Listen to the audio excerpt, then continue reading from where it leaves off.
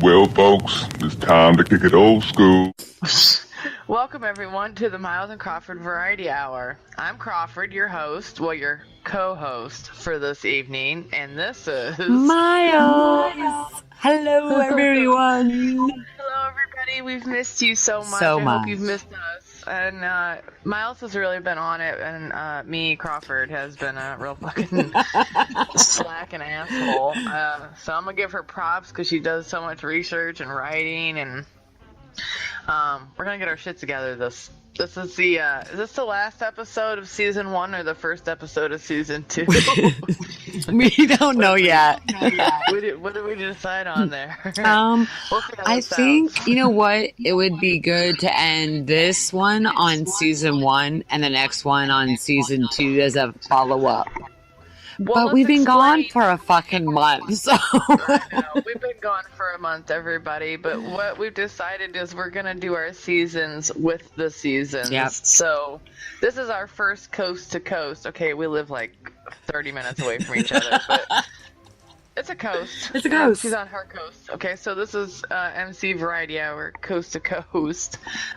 So we're going to do that this winter, and this will be the winter of our discontent. Or is that's a poem, isn't it? I don't know, but I like it. Sure. So I'm going to keep it. Why not?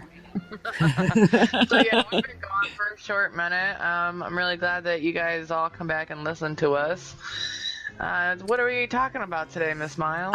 Yeah, well, we're going to talk about women because the world is fucked and so are we. We haven't dedicated an episode to women. I mean, we bring it up here and there and talk about how unfair life is. And I'd actually like to interject, I didn't bring this up until just now. This is kind of woo. I'm technological. I'm into computers, and I am interested in what is generally a man's field, and not Mansfield, the city, Ohio people. A man's field. That's a dumb joke. I'll edit that out. And so it's been really hard for me to find work because I just keep getting pushed back into bartending and women jobs. No, I get it. I'm trying to do this thing, by the way, small edit, where I'm turning my mic off when you talk to help out with background noise. But I would have to say I completely understand. I work with the appliance industry. I am the first quote unquote diversity hire with the company I work for. And it's not because they're a bunch of assholes. It's just because they didn't have anybody else applying to sell appliances. And that's usually a male oriented business. So I'm the first woman they've brought up. I mean, I'm not sure if ever, but I'm pretty sure it's been a long enough time that it feels like ever. And it's hard because I really am fighting with if I know what I'm talking about, which I don't, but I play it off really fucking well. And also the fact that I'm in a business that is men sell appliances. And I'm just like, no, you guys aren't making enough sales because I can bring that womanly touch. I have worked in bartending and serving and in restaurants and a lot of these womanly like jobs. And so I understand people better because I haven't just been selling bullshit. I've been selling myself and my companies for a really long time. So I get it. It's really hard, I think, and people don't understand that women still have a place. And I was told several times over by people I've worked with and people who I've met about where women belong, and I should just be like a showroom girl, or I should go work for this kind of company because they have more women oriented jobs in it. And I'm like, so I can't sell appliances? I can't sell you fucking compact fridgers and washer and dryers because I'm a woman? You would want me to do, the office work part of it. And I do office work, and I also do the sales end, and I'm able to get better sales because I'm not trying to hustle these dudes, and I don't let them hustle me. We talk on an equal level, and And that's been really hard. It's been a year now, and it's been really hard for me to prove my place. So this episode and the follow-up episode is actually going to be about the history of women, what we had to go through, how long it took us to get there, because many people have forgot that it really wasn't until the 1970s before women even had equal rights or equal pay. It hasn't been that long. Were able to work. Oh my God, right? You'll see as we go on talking about the history of America and women, how it was a struggle. And it's dumb. Here's what I find interesting about what you do is you sell appliances, which are, dominated. It's women use them the most, and I know that men help out and they use appliances and they fix them and they're the salesman or whatever. But you'd think that they would recognize, we talk about the mental load a lot that women deal with. You understand, like, to an amazingly small degree why an appliance would work best for a family or whatever, because say a family of 4 walks in, you see 2 smaller kids, you're automatically able to say, you know what you guys need, your mental load and as being a mom and understanding the family dynamics or whatever, what's going to work best for them as opposed to a man, I think. Yep. No, I agree. And a lot of times too, it's funny because, the first few trade shows I went through, the guys were impressed by how much heavy lifting I was doing and how dirty I was getting and da-da-da. And I'm like, look, you guys talk, smile, and do handshakes. Like, you guys don't know what dirt work is. You know what dirt work is? It's cleaning up after a fucking drunk. It's closing down the kitchen after Mother's Day. Like, you guys actually don't understand the fucking, like... Mother's Day, that's Black Sunday, dude. Oh my God. It's the worst. And, men in sales, I'm not going to give them shit, but there's a lot of them who really haven't gotten their hands dirty. They do to an extent, but not the way that I've experienced it. And so it's funny to be able to kind of show them up. Like, by the way. Well, salesmen tend to be like they're so great, treat them so. Anybody I know that's worked in a company where they've had to deal with salesmen, they're like the biggest assholes. They're like the jocks of the workplace. They are. And they really try to, like, one up you, or when they do talk to you, they are actually unintentionally talking down to you. Look at what you can do. Oh, you're doing such a good job. Blah. Fuck you. You're not my father. I don't need your permission. I don't need you to coddle me. I will do my shit. And if I'm not doing my shit right, I hope that you're talking to me like you would talk to anybody else. And getting that point across has been difficult as fuck. But it is what it is. And I'm going to just keep trying breaking the barriers within my own company to the best of my ability until either I fucking give up or something. Who the fuck knows? It is life. Well, it is life. And, I don't want to insult men who are great and do things around the house. And I'm just saying, I don't want to say, oh, well, women know appliances better. I'm just saying that, I'm big about the mental load type argument, or, trying to get that out for men to understand, like, how we run so much. Mm-hmm. And so Miles put together, she always does an amazing amount of research and writes stuff down, types stuff up, and she's just the best. I honestly couldn't ask for. I've been blessed with her. Yay. Been blessed with an amazing podcast partner who doesn't rip my face off. So that is true. I was going to make you a coffee mug. I was on Cafe Press yesterday looking for a Miles and Crawford coffee mug for you. But anyways, so I know it's been a while and we've been online. Yeah, blah, blah, blah. All right. So first and foremost, what in the fuck is going on in America? Am I right? List off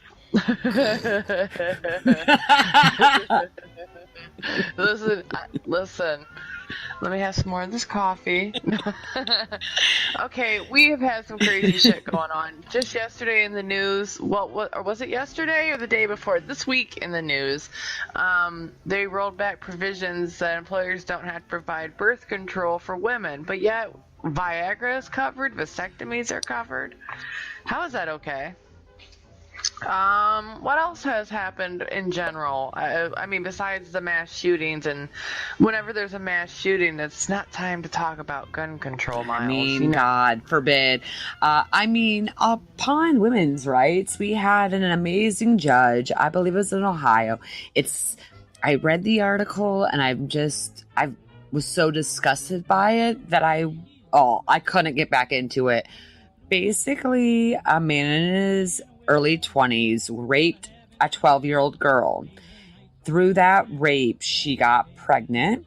He went to jail. She carried the baby and has been raising this child for the last almost 8 years now. He gets out and demands custody.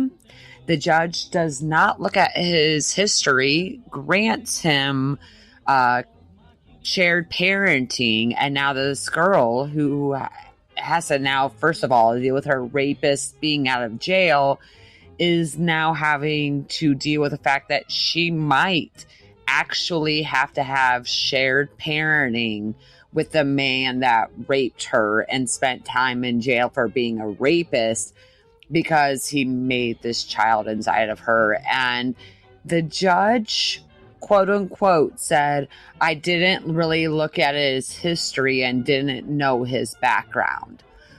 Like, wait, what in the fuck? You just were like, he deserves time. That kind of shit just flies by. And that, what the judge doesn't understand is that, I mean, obviously this girl's getting her lawyer and they're fighting this shit tooth and nail, but he opened up a doorway to hell. He opened up a doorway for all rapists to have child custody. And I think... But that's not the first time, Oh, though. no, not by any means. For her being that young, I mean, that's extremely young, but I've seen that, just not a whole lot, but I've seen articles about that before, about men who rape women and they decide to keep the child and they get visitation rights just like anybody else. And I don't know, I think... but there's no such thing as rape. We're asking for it. We shouldn't address that way.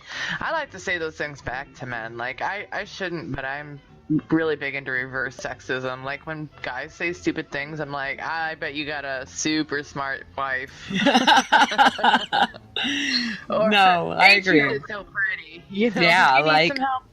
You need some help picking that up, big head? Well, like, how do you like it? Like, I'm hoping that it makes them understand, like, the comments that we put up with every day, all day, that we mostly were so used to that we don't even notice how offensive they are. But once you start throwing them back at men, then they're like, don't talk to me like that. Like what? Like you're a woman? Yeah, I mean, it's repugnant to say the least. And I shared something on Facebook earlier today that I thought was hilarious, where this girl just took pictures of like guys and dissected it, and how between fuck boys and the emo kind and the dad lookers, and how to break them down. And it was hilarious and spot on. And I really hope that men understand that your looks matter too, by the way, buddy. Like, we look at you and we judge you and we know what we're walking into, so fuck off. There's that saying that women know that they will fuck a man within a minute of meeting them. Oh, I believe that. I believe that too, because you look a dude up and down. I think everybody can do that, though. Like, even if you wouldn't and you don't have that urge, you've already checked that off in your mind. Like, no. I agree to that. I do. That's funny. So, what is this? This is the week, actually it's Friday the 13th. Boop, boop, boop. We're getting really good because we did it July 4th, a Labor Day, Friday the 13th. Yeah. We're hitting these days, girl. I mean, we're just rocking them. Yeah, I almost fucked it up, but that's Friday the 13th for you. It is. So on the, we're gonna try to stay a little. Yeah, we'll stay a little on track here.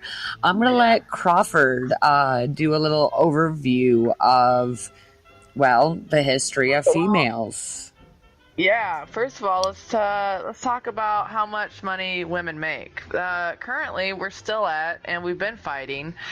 We make 78 cents on the dollar compared to a man who, black women earn only 64 cents. So us white women are doing marginally better than the black women are. Latinas only make 54 cents for each dollar earned by a white man. And that has been something that we've been fighting for since we took over during the war effort, and then they put us back in the home in the 50s, and then the 60s we kind of had our revolution. And the 70s is when women really started to be like, no, I want to go work in a factory, I'll find a babysitter. So here we are, I'm 36, I was born in 81, and I still remember like my mom in the 80s working in a factory and all the crap that she dealt with. 1 in 4, the U.S. Department of Justice reports that approximately 1 in 4 homeless women is homeless because of violence committed against her. Over 1,000 public K through 12 schools in the United States have single-sex education programs. Many rely on discredited science and gender stereotypes. That's just kind of like, don't play with that truck. Here's a baby doll for you. Yep, and it is, it's like even going back to my high school days talking about home ec, and a lot of the guys were like, I didn't take home ec. I'm like, what? I had men in my class. Like, are you serious? Yeah. I had men who were learning how to sew, cook, fucking do all that shit. But it was all, but a majority of them are like, no, we took the art classes, or we took the welding or the jewelry making, because, welding and jewelry making went hand in hand. Well, we didn't get those choices. It was wood shop and home ec, but I went to a very poor high school. It sounds like they went to a school with many options. We did have a few options there, and which was nice. But,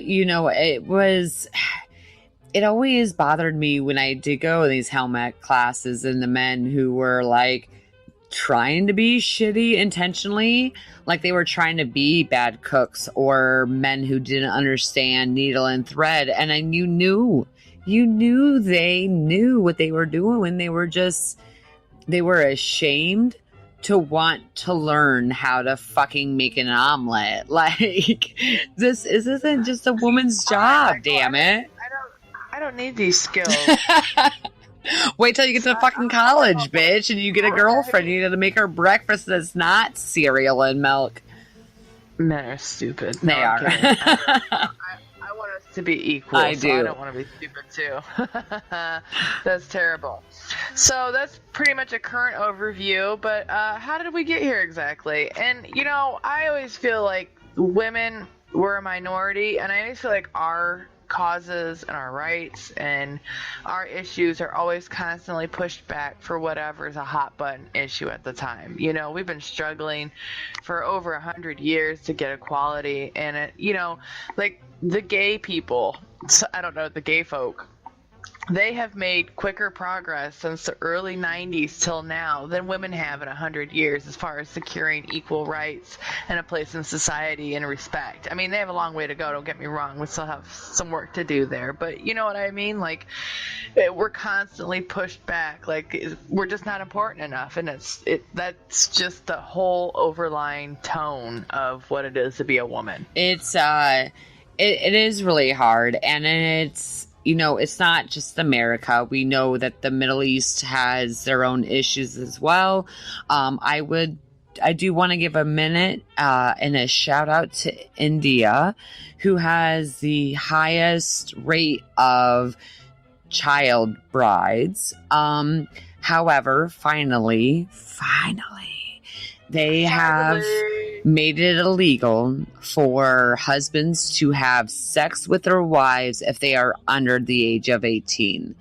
They're not stopping the whole entire forced marriage shit, but this is a huge improvement for India that you can marry a 12-year-old, but you can't have sex with her until she's at least 18. And if you do, she can go to the cops, obviously with medicine, and they'll know whether or not y'all had penetration, that you can actually go to jail and be arrested for having sex with a minor finally in India. And that is fucking awesome. Like, kudos to India. I don't live in India. That's a huge progress. That's huge. And women in Saudi Arabia are driving cars. So yes, I saw we that. are making progress across the world. But here in America, we're still trying. I always wonder, like, what did women do a few thousand years ago? Because in ancient history, women were regarded as leaders. We were just as powerful as, we were equals. As far as the way my take on history, yeah. We were still, but we were respected. And it seems like something happened where we were like, let's not let the women do anything anymore. I think an American woman made an American flag, and they didn't like how she put the voice to America, and white men were offended somehow. That's where I think it began, but I don't know. I don't know how we went from Egyptian gods who were females. Cleopatra. I mean, you can go on and on and on of women leaders and strong women in history, and then something just there was a disconnect somewhere. And maybe it has something to do with organized religion taking on more. Completely. Back then, mythology and things like that, where women were gods, and now organized religion came, and it just seemed like we keep getting pushed further and further back. Like, no, God wants you to blah blah blah, and that's really funny, because a couple thousand years ago, he seemed to be super okay with us leading things, and they call it Mother Nature. I mean, I just think we're natural leaders. We are, but see, what happened in religion was that they said, well, Adam gave his rib, so he wins. And, that's how it's going to go. Total sense. And Jesus was a man, according to their Bible. And a white man in the Middle East. Gorgeous white milky skin. I mean, that's what happened. And I think at some point enough pastors stood up and they said, this is what you need to idolize me. I am a man and I am in charge. And they followed suit. And where was it? Mississippi, somewhere that begins with the letter M. There was one of those M states. Yeah, there was actually a pastor that finally got arrested because during one of his sermons, he felt so cool with his whatever bullshit, and he literally roped a young child in front of his entire fucking church. And it was one person who was like, I'm going to the cops. And the rest of the fucking congregation just watched him do this and did nothing. Luckily, this person brought their phone, though, and they caught it. And fuck, man. And that's how it happened. Somebody went in front. I'm your boss, and we bowed down and put our asses in the air and said, okay. And I don't know why. That's pretty fucked up. But that reminds me of there was a murder in the 1960s. Her name was Kitty, and she was killed on the street, raped and killed, I think, or maybe just stabbed. But 30 people watched or heard or saw, and nobody did anything. And it's actually a phenomenon. And I didn't say that right. You can go ahead and giggle, because I can't say certain words right. How do you say that, Miles? Phenomenon? You said that at an N. You said it right. Did I? Yeah, you were doing good. The cowbell would have totally came out. Phenomenon. That's how I say it, though. And we both could be fucking nut up, but it's phenomenon, right? I hope that our listeners are like, no, I get what they're saying. I hope we don't have any of those snobby ones who are like, I read that in one of those podcast groups, and I was like, oh man, I say words wrong all the time. Like, doesn't it just turn you off when people can't pronounce things? I was like, that's pretty much most of what our podcast Let's see. is. Can I get it? Can I get my Google? Hold on. God damn it. I want it. Yeah, Google. Tell us how. Pronunciation. That's right. I have. See, sing it to us, Google. I mean, it won't even. What the fuck, Google? Right now, you're pissing me off. Maybe I'm not spelling it right. How the fuck do you spell? PHEMENO. I got that, but how do you phenomenon pronunciate? How do you spell that? Don't you have an audio correct? None. Audio. Autocorrect. You know what? It's fine that I can't talk. Maybe somebody will sponsor me to get some speech therapy. Let's see. I got YouTube up. Hold on. Let's see. Can I turn my phone up? Phenomenon. Hold on. Let's try it. Oh, phenomenon. Hold on. Let's see. Damn it. Come on, motherfucker. Stop with your ads. Oh, now it doesn't want to play. Phenomenon.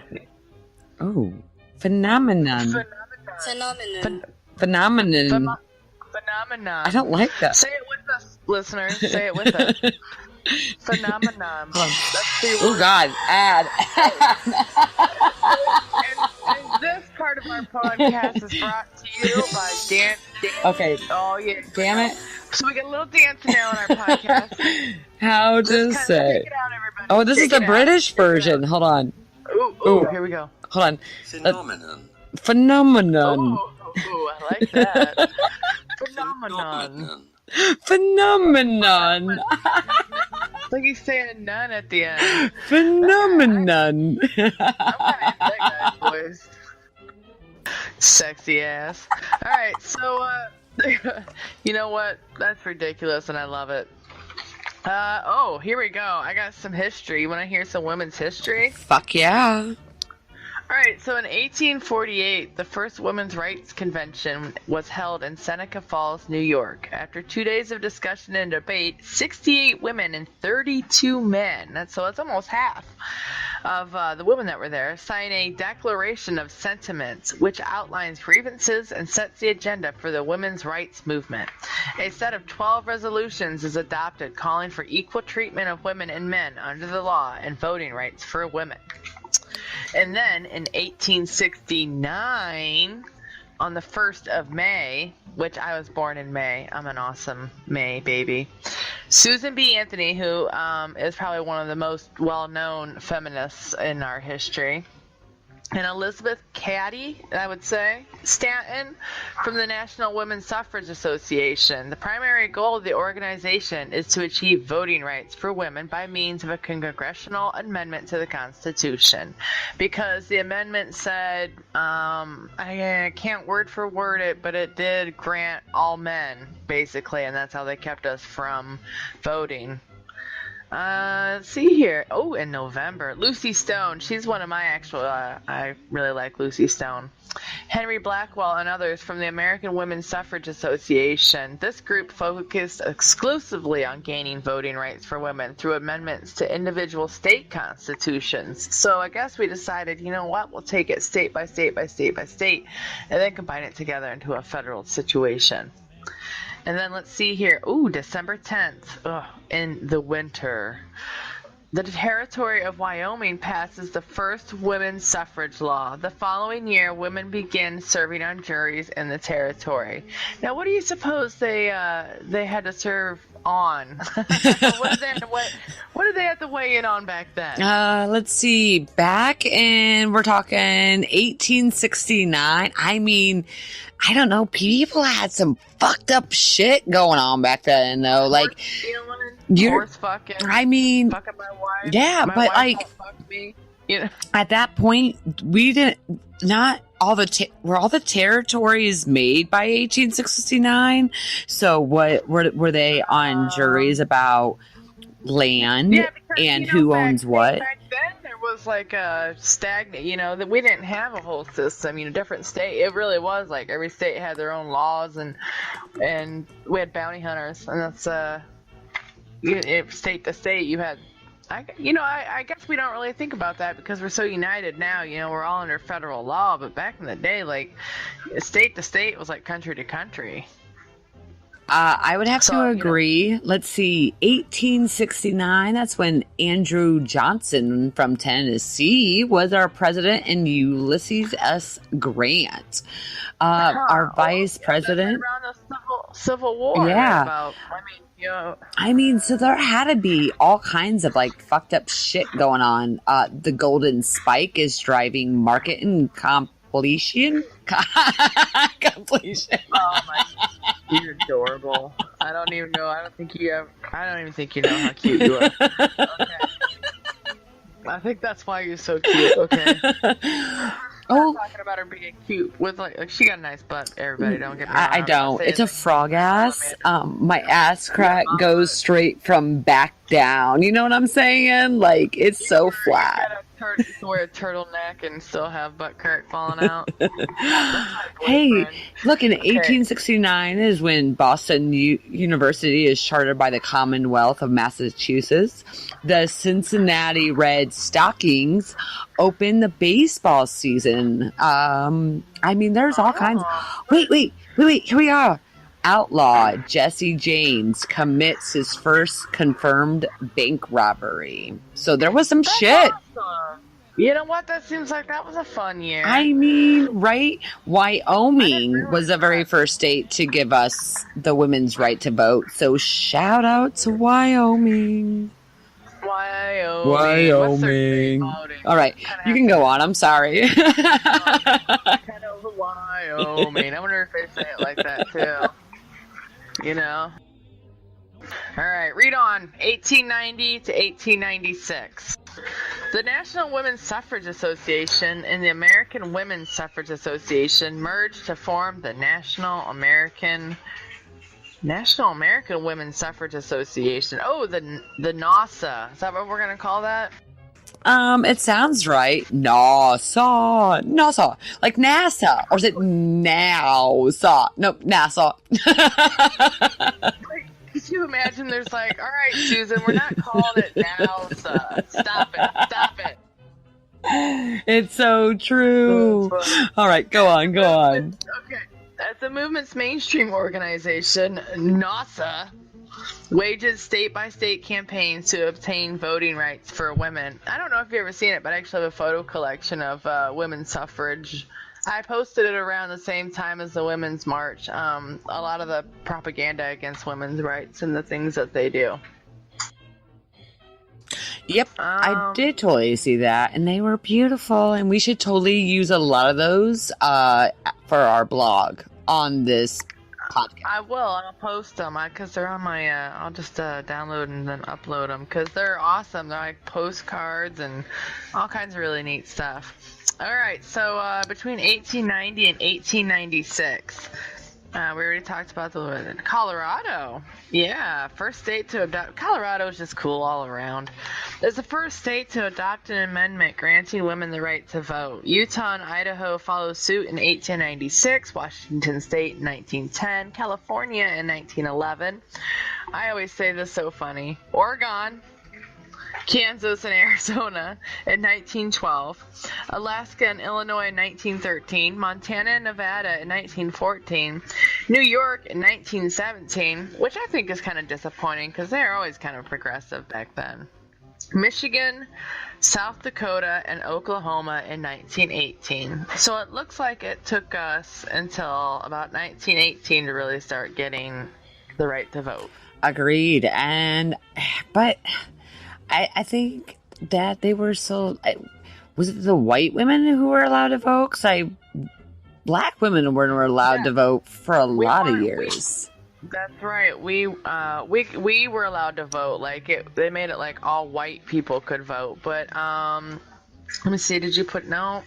Well, let's Google it real quick because they didn't secure the right to vote until I thought maybe it was like in the 60s. Yeah, it is. Let's see. Well, that's from 1964 on. That's when we started passing legislation for equal rights pay, Civil Rights Act, the Equal Employment Opportunity, all that stuff. There, I got the 19th Amendment gave voting rights to women, including African women, in 1920. Okay. In 1964, the 24th Amendment outlawed poll taxes, removing another major barrier to African American voting. In 1965, President Lyndon Johnson signed the Voting Rights Act into law. So it said including African women in 1920, so it looks like we did have the right for a little bit. But in 1964, that's when they really, black people got the right to vote finally, because it just like gerrymandering and district rezoning and whatnot to try and keep black people from voting.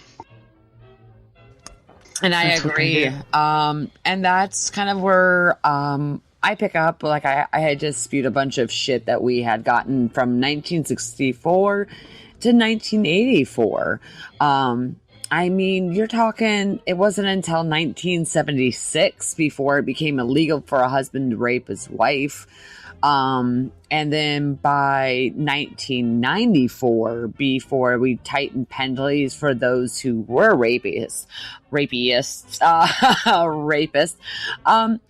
I mean, you're talking about the history of women, and we're talking about, 1920, that was about 100 years ago. So why has it been 100 years that we're still talking about women's rights? Like, that shouldn't be a thing, but it is. And that is very upsetting, because we really feel like by now, from when Susan B. Anthony came, that we should have been so much farther, but it just hasn't happened. Let's see. Well, and that's how I feel about it. Is it just keeps getting pushed back? Like it's still, we're just an afterthought, and that's what bothers me. We really are. I mean, in 2013, so you're talking 4 years ago, before we had to do a reauthorization of the Violence Against Women's Act. It was originally passed in 1994. But finally, by 2013, we had to reauthorize it to make sure that men who acted violently against women were actually, sent to jail, not for a night or a weekend, but for years on end. Because that was what's going on, is that prior to 1994, you could rape and beat us and you would get jail time. But that jail time was a few weeks, a few months. There was no real penalties for it unless you murdered a woman. But as long as you were pretty much doing whatever the fuck you wanted, you were stalking her, you were doing all these things, the best they could do is throw him in jail, throw some cold water on him, and hope that, that he'll be fine. But it never really happens. And a lot of kids were definitely affected in that too.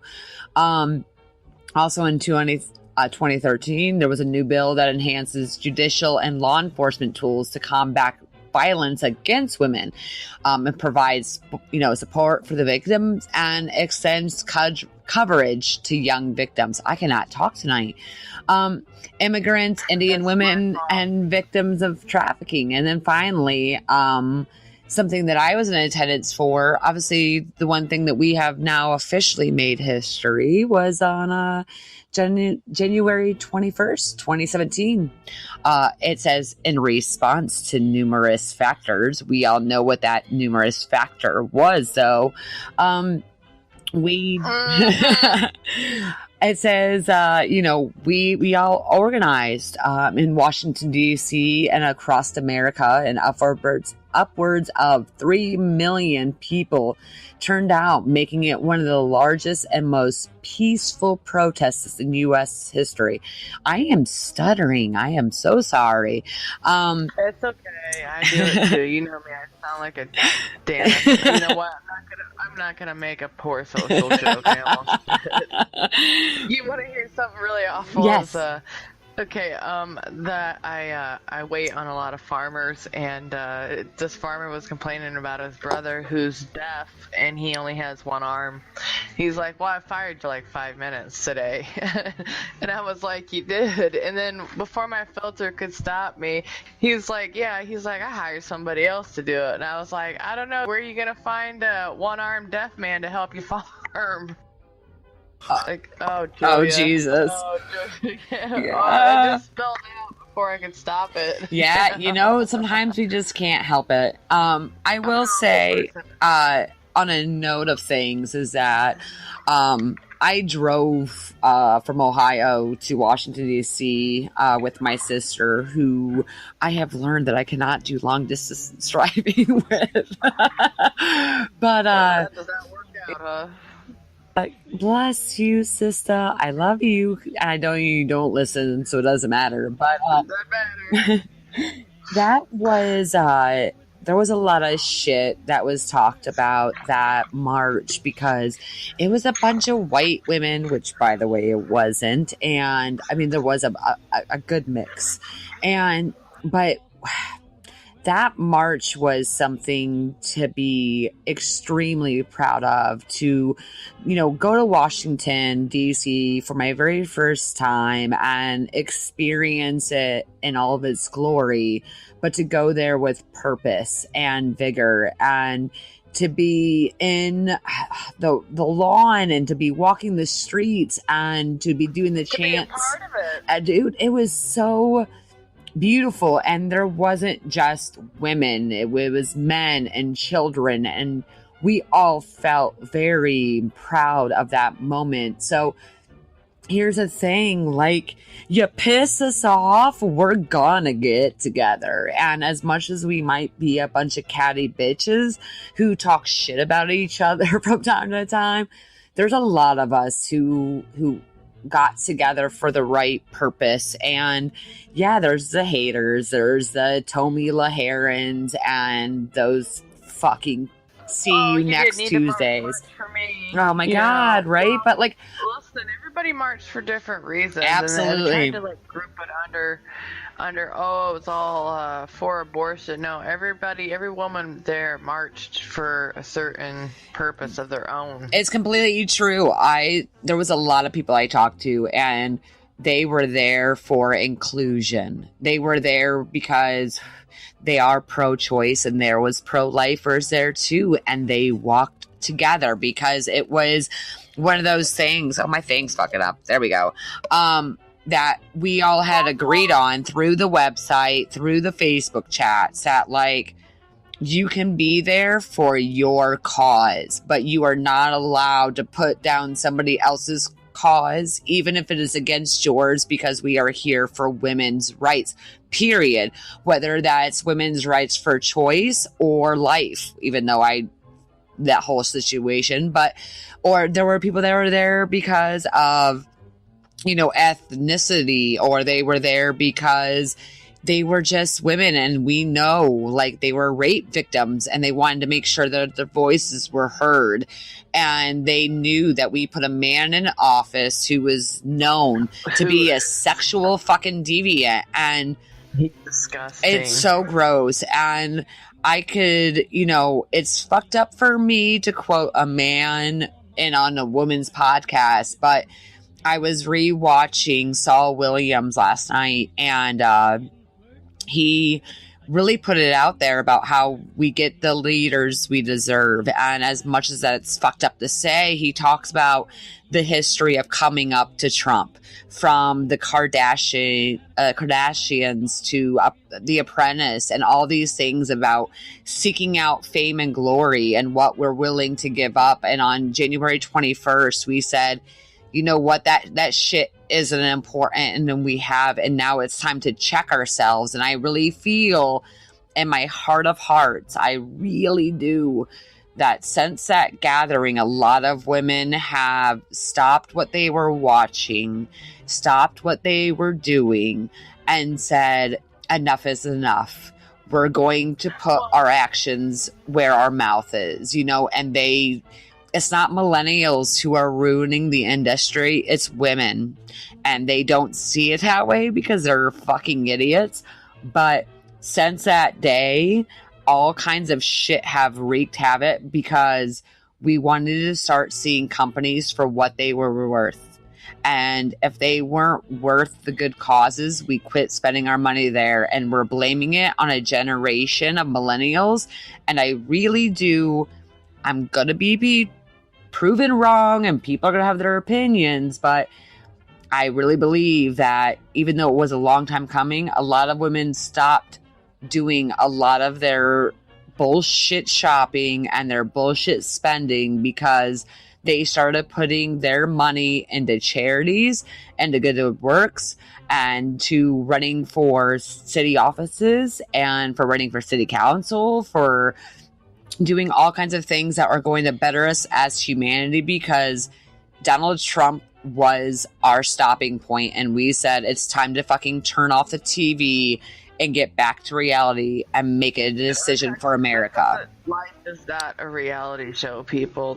Politics shouldn't be, world politics shouldn't be. It's not a reality show. This is just insane. Absolutely, and I agree. And I think that we are amazing, aren't we, Crawford? Like, we're the best. We're phenomenal. No, we're so great. Partial to my boobies, you know, but I'm very proud of us. Women, I think, we're strong, and you know, we could be really great leaders, and it'd be nice if maybe we'd be given the opportunity to come out of the home. And you know what, I think the nice thing about our generation and the younger generations is men are more willing to let go of that manliness or the masculinity and take a step back and be like, no, I'll stay home with the kids and clean the house if you want to, you know, go do whatever it is you do. Like, I like learning how to fix the car and stuff. I just enjoy it, you know. I just learned how to put air in my tires because I haven't been driving that long, but I've literally played that stupid dumb woman card a lot. I actually kind of pull that once in a while, but I know. Yeah, but I mean, there's nothing wrong with that, and there's nothing wrong with making men feel powerful, but at the same time, you're right though. They need that in a little bit. I mean, I still think that there has something to do with natural roles, you know, but that doesn't mean you have to stay in your natural role or share that role either. Absolutely. I feel like you have something really amazing in here.